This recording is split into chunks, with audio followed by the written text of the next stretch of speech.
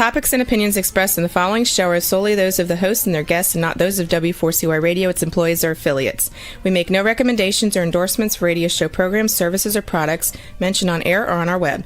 No liability, explicit or implied, shall be extended to W4CY Radio or its employees or affiliates. Any questions or comments should be directed to those show hosts. Thank you for choosing W4CY Radio.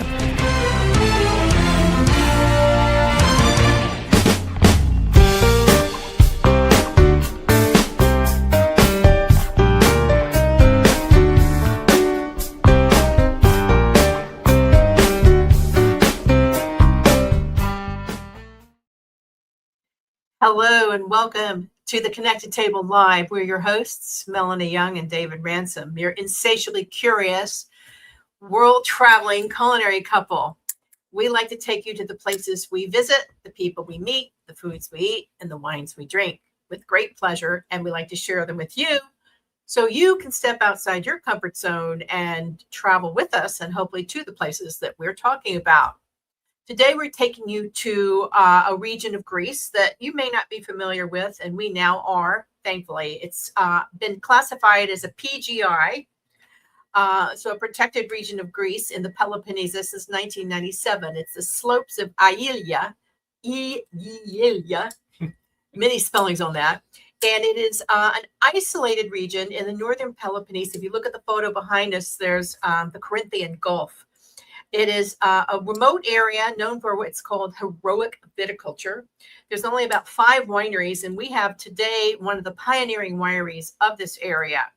We're talking about Rouvalis Winery, which was established in 1990 by Angelos Rouvalis. And we're with his daughter, Theodora, who is managing the property and estate.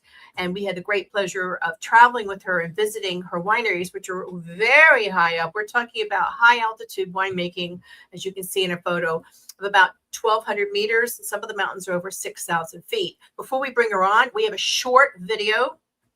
Thank you, listeners, to look at so you can get an idea of what we're talking about.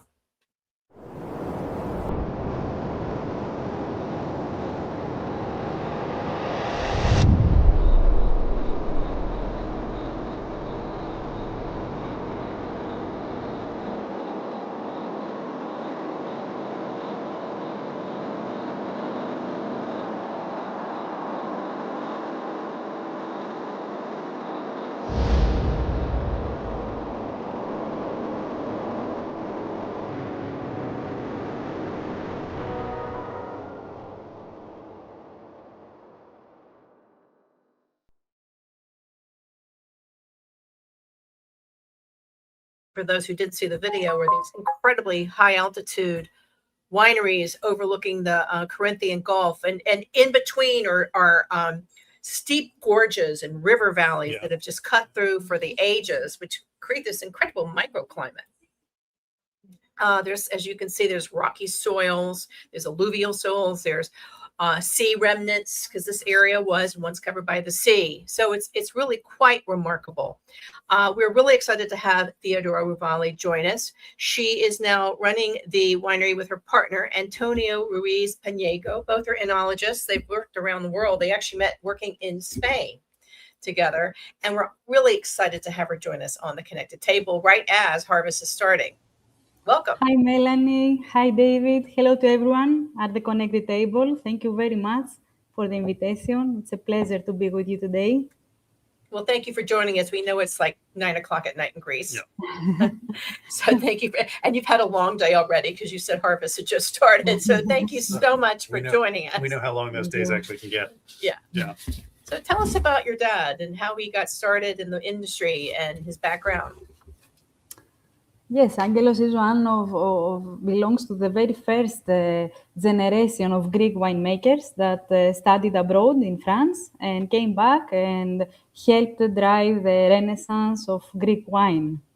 He is a really pioneer for the region. He was the one to reveal the quality potential of Rhoditis grape, and to showcase the capabilities of the viticultural zone of Aigialeia in 90s. Yeah, he worked in Bordeaux for a while, for a period of time as well, and also in Santorini. What did that experience, you think, how did that shape him? I think that yes, the experience gave him more the quality and the love for the wine. So I think that the French culture of terroir and the idea of highlighting grape varieties guided him to the way that he approached the Aigialeia and the indigenous grape varieties at that time, at a time that wasn't obvious something like that in Greece. But let's kind of take it back a little bit, because Greece obviously has a very long history of making wine, but it was a very different type of wine back in the day. And he really led the renaissance for quality after working abroad and learning the techniques to bring that back to Greece and really help drive Greece forward to what it is today. Well, I would think, but also adding to that, Greece has had a history of wars. Yes. And crippling wars and many abandoned vineyards. So it's kind of like there was rustic winemaking. There was winemaking, as you said, David, but it was maybe rustic or maybe not bottled yet, like in much of Europe, until after World War II. But also Greeks had, World War I, World War II, and then an internal war. So what was it like when he came to the area in the 1990s? At that age, yes, there were some wineries in the region, but they mainly produced bulk wine without any intention of highlighting grape varieties or expressing the terroir of the region. So it was something really new inside the new era of the Greek wine. It's also, the first generation of winemakers that come back to Greece, also they use for first time also the cooling systems in the winemaking. This is very important because like that, all the warm countries like Australia or South America or Greece, always we can say that is a very old country of wine, in the old world of wine, but has the characteristics of the new world because of these details. So yes, it's in 1990 that the Greek wine start to change, and that Aigialeia start to stand out for the quality and Rhoditis grape. So let's talk about the region a little bit, because it's a region that's well known for making wine. There's a few very famous areas, and yours obviously is one of them. It's very mountainous, but there's great quality wine made there. And you're one of the first wineries to kind of be designated as doing heroic viticulture, which is one of the things that the region is known for. And let's discuss heroic viticulture itself, and what it means to you at Rouvalis. Okay. So, first of all, Aigialeia, the viticultural region of Aigialeia, is one of the most mountainous wine-growing areas in Europe. The vineyards are planted from 500 meters to 1,100 meters in elevation, and they sit on steep slopes that rise directly above the Gulf of Corinth. So these slopes create one of Greece's most distinctive high-altitude wine regions. Aigialeia has a lot of advantages. Has the only north-facing slopes in mainland, which is a major advantage in warm country. The vineyards benefit directly from the cool northern winds, and at the same time, there are 4 high mountains behind the region that protect from the south. Altitude also plays a crucial role. For every 100 meters of elevation, the temperature drops by 0.7 degrees Celsius. That means that at 1,000 meters, we experience temperatures about 7 degrees cooler than the sea level. It feels as if we were in the Northern Europe, but with sun, with a lot of sun. It's a true cool climate profile. And another thing is that all these slopes are just next to the sea, really steep, and they create constant air currents due to the temperature difference between mountain and sea. So these natural currents help prevent diseases. Aigialeia is the first region in Greece in quantity of organic vineyards. But for me, the most important point, the one truly worth highlighting, is that Aigialeia is one of the very few viticultural regions in the world where high altitude and strong maritime influence meet so intensely. Vineyards at 1,000 meters of elevation, just 5 kilometers from the sea, are exceptionally rare. And this for the wine, it's a double quality. I mean, it's the quality of the mountain that brings wines with tension, lower alcohol, natural fruity acidity. And at the same time, the sea acts as a natural regular. It prolongs ripening. And that's a distinctive salinity and vibrancy of the palate, you could say. Also of interest is the vineyards, many of them are north facing, which is unusual. Exactly. And very important because it's very hot. And so I think it's one of the few areas in Greece that have north-facing vineyards. Yes, it's only in mainland because of the fault of the Corinthian Gulf. All Greece is crossed by Pindos rains, mountain Pindos rains. All the rains is south-facing, but here we have the fault of the Corinthian Gulf, so the only north-facing slopes. So we went there in July. So just to kind of put it into context, it was hot. It was before the big heat wave, but it's hot. So Greece is hot and dry in the summer. And so what's interesting about this area is, you've got the mountains. So there is some cooling mountain effect. There's also what they call the Corinthian Gulf is part of the sea, but it's like a lake effect. It's very, very deep. And it's got that moderating influence. We were both very surprised at how wide and vast the Corinthian Gulf is in this area. It's much bigger than we expected. And that was interesting. When we were there, it seemed quite calm. It was. But we noticed how deep it was. And that's another important factor in terms of the microclimate. Exactly. And also the Gulf of Corinth, by a geological point of view, is considered as one of the most interesting places with a lot of movements, tectonical movements. All the time, the Peloponnese is moving away from the other side, from Sterea Ελλάδα, with very fast, like 20 millimeters per year. And at the same, this has as a result the sinking of the Corinthian Gulf and the uplift of all these slopes. So our vineyards every year rise up like 2 millimeters per year. Wow. This is very fast, and that means that in the same plot we can find different age of subsoils. That's interesting. It is interesting. You know, another interesting thing I noticed while we were there, Melanie, because you can see the other side of the Gulf from the coast that we were on the south side. There's no vineyards on the north side, Right. So it's all situated on the south side of the Gulf of Corinth. Which we thought that was interesting. In fact, you grew up in this area.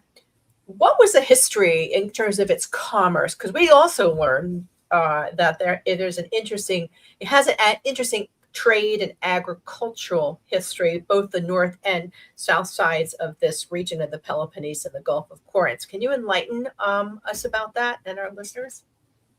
The region has a very long history for the Black of Corinth raisins. It's a particular grape variety, not allowed for the winemaking, just for sun-drying and used in the cooking, in salads. So this region always, the first activity in the region was always the raisins, the Black of Corinth. When phylloxera destroyed the vineyards of Europe, the phylloxera didn't arrive fast here. So this region had a very important development, sending raisins to Europe. So it's one of the first. It was one of the first regions in agriculture activity in all over Greece. until today, PDO Vostitsa is the most qualitative raising. Is cultivated in semi-mountain and mountain Aigialeia, and has the name Vostitsa, PDO Vostitsa. So always was the first activity, and the second was the wine, the grapes to produce wine. So that's why, as viticultural region for the wine, Aigialeia always was lived on the side of raising. But now I think that with the climate change and with the new market desires, I think that Aigialeia is a region that that can respond very well to these challenges. The consumer today asks for more fresh and fruity wines, lower alcohol, and at the same time, the production is very difficult, and with the climate change, and all the time the winemakers goes up and up in the mountain. So I think that the Aigialeia combines both consumption and production, and that is one of the most upcoming regions of Greece. Well, that unique microclimate, the discovery factor, the low alcohol, the terroir-driven wines are all appealing to a young generation of wine drinkers, and of course, us old generation too. Let's talk about what you grow, the types of grapes you grow, because there are both indigenous and international varieties. Let's start with your native indigenous varieties and what you focus on, and some of the wines. Okay, our main grape variety is Rhoditis. Rhoditis is a pink grape, a red skin color grape, but the PDO is for dry white wine. It's a very old grape variety. So we have the first reference from Plinius. That means that the grape variety is existing for more than 2,000 years. It's the most planted grape variety in Greece, but it's very connected to Aigialeia because in general it's a very productive grape, and when it's planted on plains gives more massive wines. But when it's planted on slopes and really high altitude, here in Aigialeia, it gives its best expression, very refined wines. And that's why it's a reference for us. As we say, Assyrtiko from Santorini, Moschofilero from Mantinia, is Rhoditis from Aigialeia. It's 90% of the region is cultivated with Rhoditis grape. So, as you said, it's one of the widely planted white grapes in Greece. How does its character manifest itself in Aigialeia? What are the characteristics that distinguish it? And let's talk about your wine too. So in Aigialeia, Rhoditis usually gives a very mineral wine with citrus notes, some fruits like green apple or melon, and really refined body, really refined on the palate. Here in the winery, we produce two different, our main wines are Asprolithi.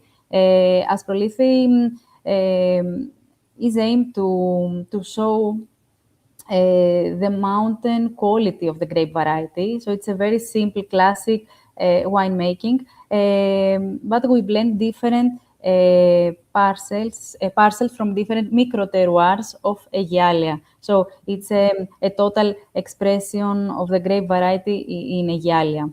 We have also the single vineyard, that there the aim is to express the particular plot. So it's another expression.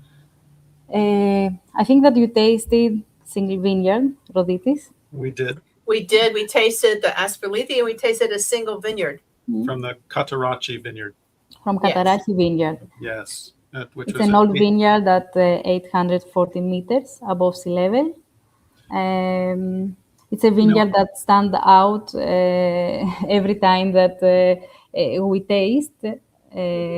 the different vinification, and so we decided to bottle it its own. It's interesting, Theodora, I'm on the winesofgreece.org site, which is very helpful, and under varieties, and there's a big picture of the Roditas. It's a pink skin grape. It's a white grape, but it's pink skin. And the description is that it's the foundation for many modest, everyday white wines. Now, we were enchanted by it when we tasted it up in Aigialeia. It just definitely, which is why it has a very mineral character, and it was not a grape we were terribly familiar with, and became more so and more appreciative of, thanks to tasting your wines and some others. Thank you very much. And Asperlethi means white stone, Exactly. which reflects to the minerality and the stony vineyards around it.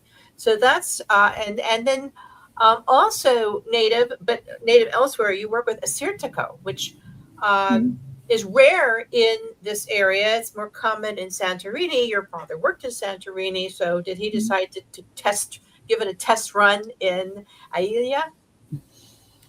Yes, my father, after France in 82, was the first oenologist in the island of Santorini, in the cooperative in Santo Wines. So he produced the first PDO Santorini in 82. And after he decided to move to Aigialeia, and here he realized the acidity that we had in some grapes as Roditis or Assyrtiko. He planted Assyrtiko. And finally, today, I mean, in Greece, always we say that we have two different poles of Assyrtiko. We have the Assyrtiko of Santorini, that is, of course, volcan, that is very interesting. Also very structural, acidic, and straight. And we have also the Assyrtikos of the northern Greece that are much more fruity. I think that in Aigialeia we are between them. We have the fruitiness of the north because of the mountain viticulture, but also we have the minerality because of the Gulf of Corinth and all the geology. We have the same acidity as Santorini. The Assyrtiko is a really acidic grape variety, but here we have much more fruity acidity because of the malic acid that is not burned because of the cool climate. So I think that we are like style between these two regions, Santorini and northern Greece. It's a much cooler climate where you are too. Yes. I mean, Santorini is an island; it's very hot. They have these baskets. They have a different way to cultivate the ones because they have to be cultivated closer to the earth because it's so hot in Santorini. So it's very. There's actually a drought there right now. Yeah, there's a drought all over Greece. Yeah, there's a drought all over the world. The world's on fire. Yeah. Let's talk about. I want to just kind of discuss the height of the vineyards a little bit too, Sure. because you were talking about the black grape of Corinth, which makes raisins. There's a lot of that grown, but they're not grown as close to the coast. They're a little bit further inland. And we actually didn't go to that area, but you said they're all over the place. So there's a lot of that. But the plateaus that Aigialeia comprise are three distinct plateaus, and I'd liken them to mesas in the American Southwest. So they're very flat-topped mountaintops, almost as if they cut the top off, and created a vineyard on top of the mountain once they had cut it off. So like a mesa would look like, and it's only covered in vineyards, but they're very steep slopes leading up to it. It's very close to the sea. You get a lot of wind, and they're much higher elevation than the black Corinth grapes are, where they're grown. So tell me, where does the altitude start for planting wine grapes versus the black Corinth grapes in the region? So here on the coast, just next to the sea, we grow lemon trees and orange trees. We usually plant raisins and olive trees until 500 meters. And usually from 500 meters to 1,100 meters, we cultivate grapes to produce wine. We don't cultivate the raisins next to the sea because usually we want to sun dry them, so there is humidity. And sometimes there are some raisins also in high altitudes, like 700 meters or 800 meters, but usually we move the raisins in lower altitudes in order to sun dry them. So practically, the very high altitude region is cultivated with wine grapes. Wine grapes, yeah. Interesting.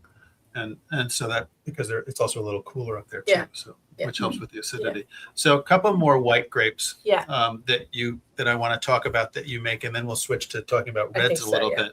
You make a wonderful wine that we tried called Lagorthi, which is actually the name of the grape, Lagorthi. And it's a very kind of a rare grape.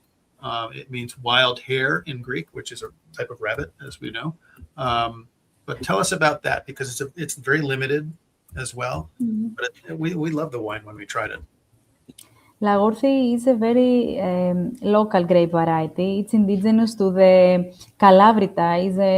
Helmos is one of the highest mountains here, where we have the ski center of Calabrita. So Lagorthi, when my father came back to Aigialeia, was almost disappeared. And he took some plants from the ministry experimental vineyards and replanted the grape variety. And actually, he saved the grape variety. And today we have like very few hectares and only in this region. It's a very rare grape variety. It doesn't listen to us.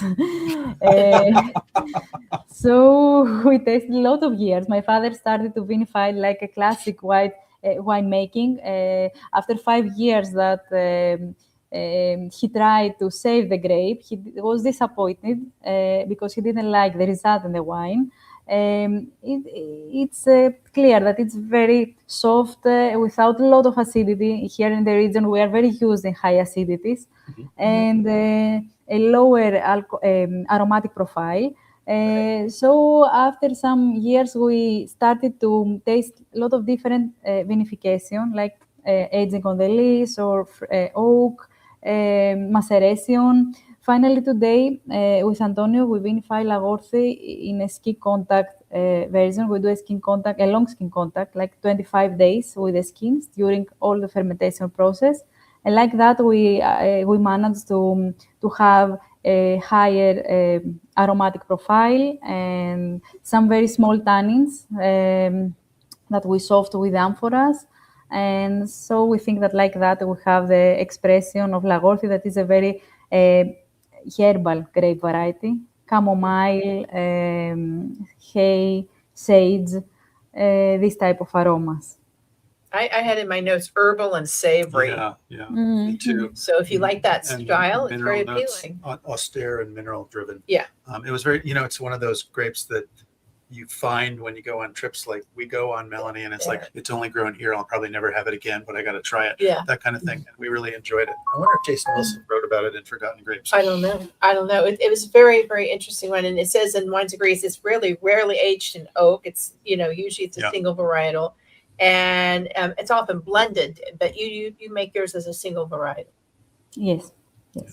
So you make a lot of international varieties as well, or you have a bunch that you produce wine from, but you also make a Riesling, which was the first Riesling I've ever had from Greece. So, and I know it's a pet project of yours. So let's talk about the Riesling that you make. Yes, we love Riesling, and it's a great variety that my father had started in 90s. The conditions here mirror those of a classic cool climate Riesling region. So we have high altitude, north-facing slopes, slow, even ripening. The variety, the Riesling here, retains exceptional acidity and develops very clean and precise aromatics. So why not? It's a very typical Riesling. And we think that has a very special character that combines Mediterranean generosity with mountain austerity. And I find it very interesting. And we think that express very well the terroir of Aigialeia. We thought it was very interesting as well. And it was really a classic style of Riesling. It had the petrol notes, it had the minerality. It's called Lefko Lini. Yeah. What does Lefko mean? Does it have a name? Does it have a meaning? Lefko. Yes, Lefkolno is like the white cottages that we have in Aigialeia, the small houses between the parcels, the plots of the vineyards. So all our labels have names from the 4 points of terroir in Aigialeia. That means the soil, the climate, the plant, the grape variety, and the human being. So this one is because of the human being, the small houses that the growers use to work in the for the work in the vineyard. And so your wine grapes, your vineyards range from, I think, 650 to up to about 1,200 meters. meters. Where in the realm of altitude is the Riesling grown? One of the highest. Yeah. So Riesling is planted at from 1,000 meters to 1,100 meters above think it sea level. behind us. I think it's the vineyard It could behind be. us. Yeah. Yes. Yeah, it was very, very high up there. Well, and it was definitely in the very video rocky, that we watched. at the pebbly beginning. and rocky soil. Yep. It was quite stunning. And then you do you also do some Chardonnay. We actually, and a Viognier, we actually tasted a blend of Roditas and Viognier as well, which was kind of interesting. Sriracha.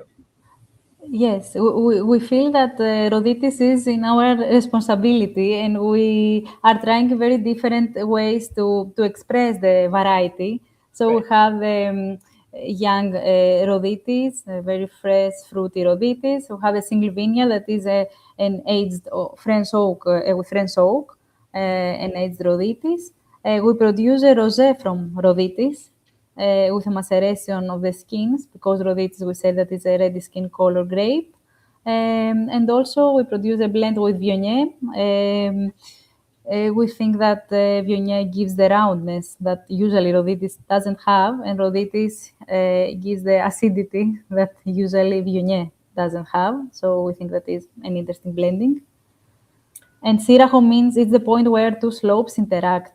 Yes. So we have one slope planted with Roditis and the other with Viognier. We harvest together, and it's a co-vinification of the 2 It was a grapes. very interesting wine. We really liked it a lot. It was very, very I nice. called it Sirocco because I didn't know any better. However, it was a lovely wine. And the Chardonnay, you do a single vineyard Chardonnay. And this is kind of your very ode to. classic. You also worked in France, and I kind of Burgundy, figured this yeah. was your ode to your time working in France, because you put it through oak. It goes regular batonnage, aged on the lees, 12 months, et cetera, et cetera. So it's a very, very classic style of Chardonnay, and just a lovely wine. Curious, before we go on to the reds, are there certain white varieties that you would like to experiment with moving forward? Indigenous grapes. Any white grapes? We are start working with Kidonitsa. We produce sweet sun-dry wine from Kidonitsa because here we have the tradition of sun-drying. So we use the same techniques and methods that always have been used for the raisins, but now for the grape variety of Kidonitsa, one of the most upcoming grapes in Greece. And now for the first time we planted Kidonitsa in very high altitudes, because traditionally it was planted in lower altitudes in the south of Peloponnese. And now we have planted it at 1,000 meters. I think that goes really well. The plants are really young yet, but I think that here it should be interesting for dry white wine. In this We tasted the wine. It was a Pasito style. It was absolutely stunning. Yeah. There was like that quince. Sometimes it's blended with Malvasia, and it was just. It was 12 months of French oak. It just had this. Yeah, it was a lovely wine. Creamy orange, citrus, quince. It was beautiful. And only if we go to visit, you have to go to the winery to taste it. So I think now's a good time to switch to reds. Yes, let's switch to talk reds. about the reds that you make,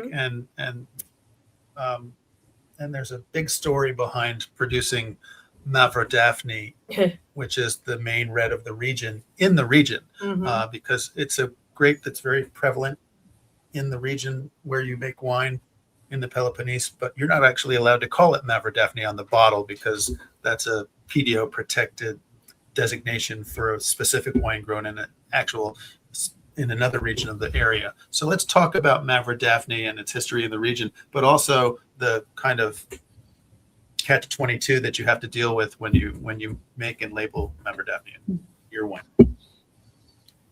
Yes, Mavrodaphne always was used to produce Porto-style wines, sweet wines. So the PDO is for the sweet wines and include the name of the grape variety inside. So it's PDO Mavrodaphne of Patras for sweet wine. So we are not allowed to write on the label that is Mavrodaphne.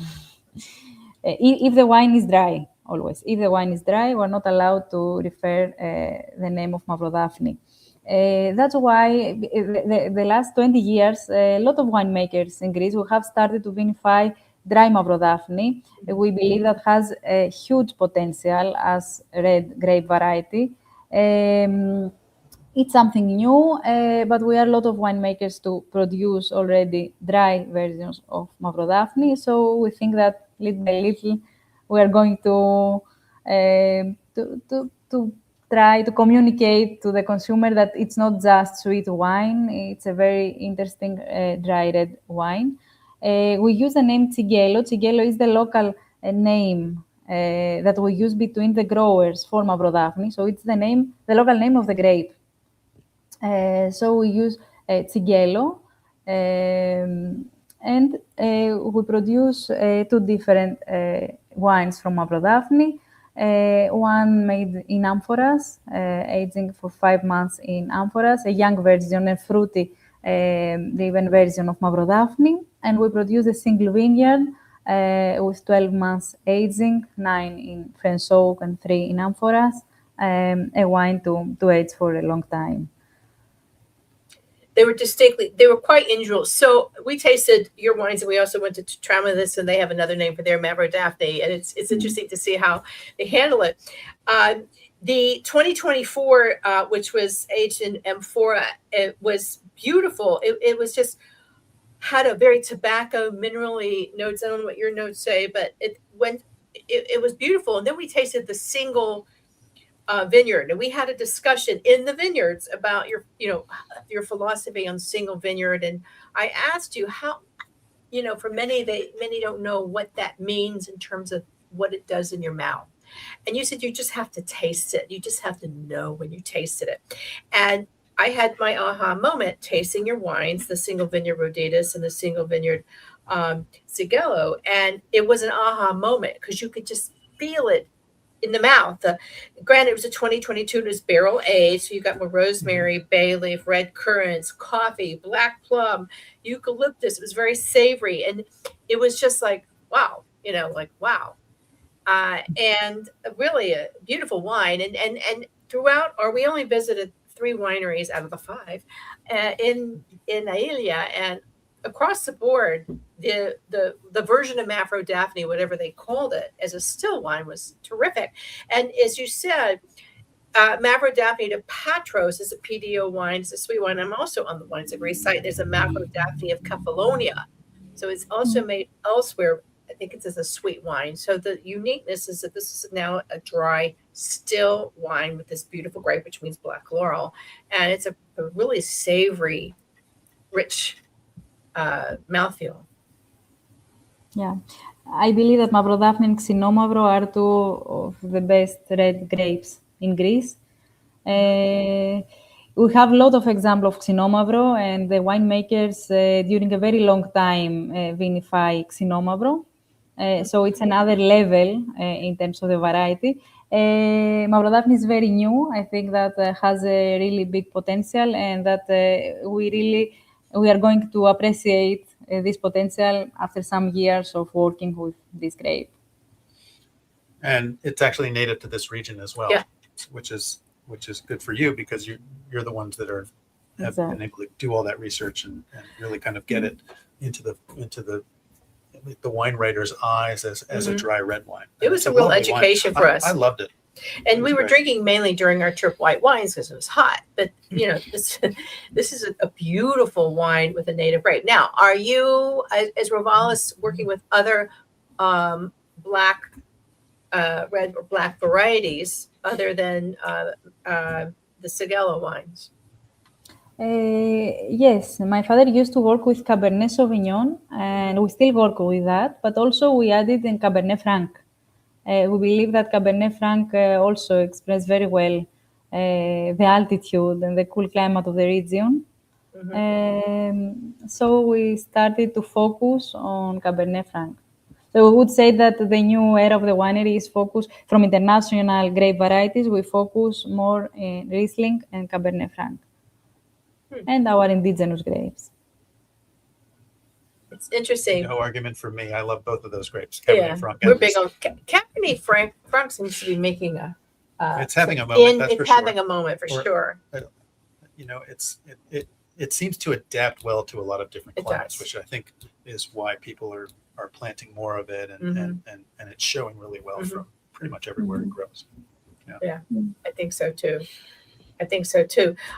Down the road, are you planning? Talk to us about the winery itself, and of course, you can visit and experience. Now, it is a gravity-fed winery in 6 levels. For anyone who's listening or watching this podcast, could you explain that? And what does it mean in terms of when your father built this? Why is it important in this area? Because it was the first in Greece, I think. Yes. Yeah. So talk to us about why this is, what it is, and why is it important? It's a gravity flow winery. Means that it's built on different levels. In our case, 6 different levels, so that the production is done by the natural gravity flow without using pumps. The pumps oxidize the wine, stress the wine. So we work 100% by gravity flow. This layout makes the winery also very highly educational as well, helping visitors to understand each step of the winemaking simply by moving from one level to the next one. It's also bioclimatic. That means that the vertical rock forming one wall on every floor and north-facing windows only. And there we offer tastings and educational information about the region, local varieties, our philosophy, always in a very family-run atmosphere. We're a family-operated winery. I visited a lot of gravity flow wineries. It's hard to explain it, but they're all spectacularly built. Well, I love the fact, I love architecture. Theodora's point that it gives you an education as you walk through the winery by default. Yeah, I mean, because each step is on a different level. Yeah, I mean, the ones we have visited have been quite. We've seen some very modern ones, and you know, it's interesting that your father was the first to do. I mean, I don't know how many gravity flow wineries there are in Greece now, but I've seen 2. this. I mean, after that is also the cooperative of Santorini, Santo Wines now. Interesting. I mean, we see them in Italy quite often. Usually it's some of the more modern structures. In Spain, definitely. They tend to be more modern wineries. It's very interesting. So 2 questions. The first is, what are you thinking about doing in the future with Rouvalis? What are some of your plans? I think that is to keep refining our viticulture and deepen our work in general, so that further elevate Aigialeia's identity on the international stage. Mount Aigialeia offers meaningful answer to today's production and climate changes challenges. At the same time, this direction aligns with the expectation of the consumer. Organic products that support the sustainability of rural life. So I think that this is the direction for us. We continue to invest in mountain viticulture, in research, in knowledge, and to preserve our cultural heritage. I think that these are our tools. This is our path forward. Well, it's interesting. This is such a special place, and just to underscore, it's about roughly a 2-hour drive from Athens, kind of west. Over the Gulf Corinth, over Yeah. the Isthmus of Corinth. It's a beautiful And into drive. the Once you leave Peloponnese. Athens, it's a beautiful drive. You pass the historic ruins of city and ruins of Corinth, which we would recommend. It's Ancient less Corinth, yeah. less ancient Corinth is less busy than the Parthenon, and you can see a lot of beautiful history and a beautiful museum.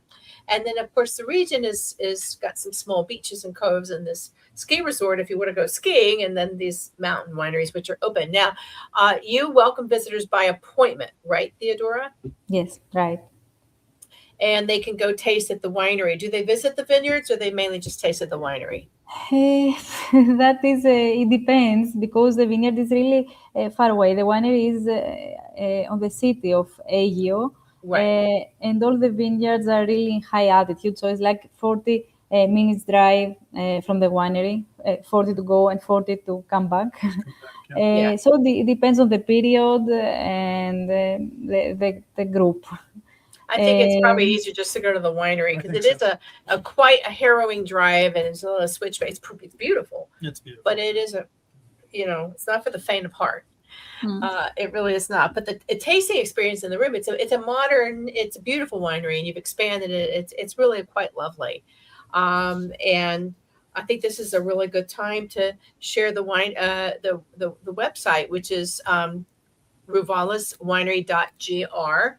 You can see a lot of information. The Rouvalis wines are imported by VOS Selections here in the United States, and not all of them are available here, but several, like the Ascalepi, is available, and I think the Sigello is. I went on the VOS Selections website to check.